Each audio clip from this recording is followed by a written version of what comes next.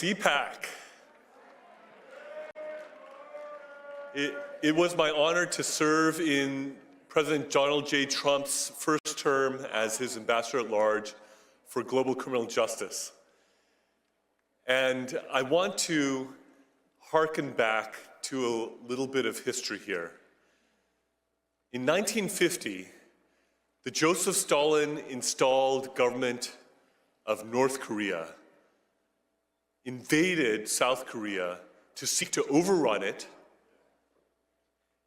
And in that conflict, a US-led coalition of 20-some countries repelled the communist aggression at the price of 50,000 American casualties.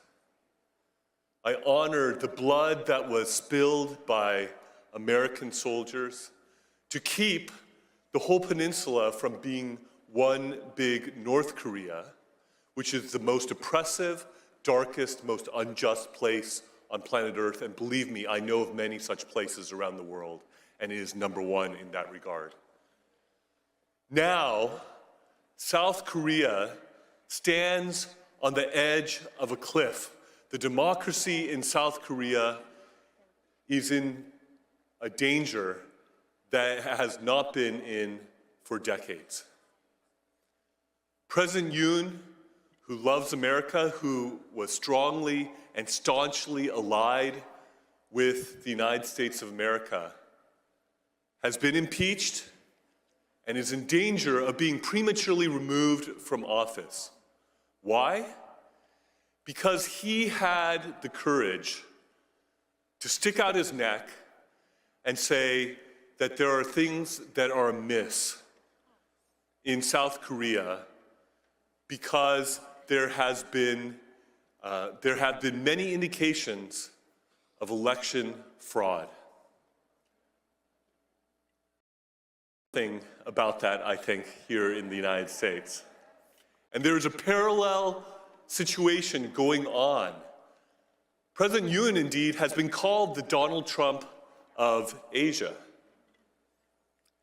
And he declared martial law in order to try to seize evidence in regards to the election cheating that he believes has run rampant and has given the Liberal Democratic Party in South Korea an overwhelming supermajority in South Korea that they have used in legislative tyranny to overrun the country, to give a haven to North Korean spies, to welcome the influence of the Chinese Communist Party,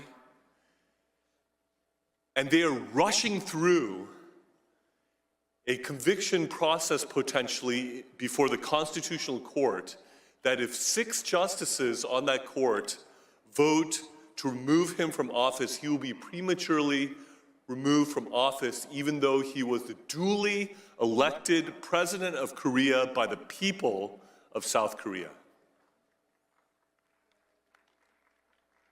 They are rushing this through because his chief political rival who wants to supplant him as president, Lee Jae-myung, who has allegedly sent millions of dollars over to North Korea against US sanctions and against the UN Security Council sanctions, who has aligned himself with North Korea and with the Chinese Communist Party, is himself accused of various crimes that if he is convicted, he would be disqualified from being a candidate for president of South Korea. So there is a legal and political race going on to try to convict and remove President Yoon before Lee Jae-myung is disqualified for running for president of Korea in the emergency election that will ensue if Yoon is removed. This is an issue for which freedom-loving, democracy-loving Americans should not be neutral. This is a situation where our government and our people should stand with our allies in South Korea and with President Yoon and stand up and be counted and let the world know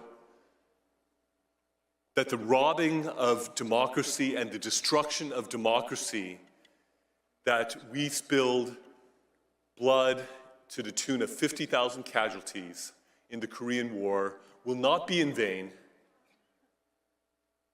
but that the democracy in South Korea could flourish and the people's elected president, President Yoon, who loves America, who is closely aligned with America, would be able to be vindicated in the Constitutional Court and restored to his rightful office. Thank you.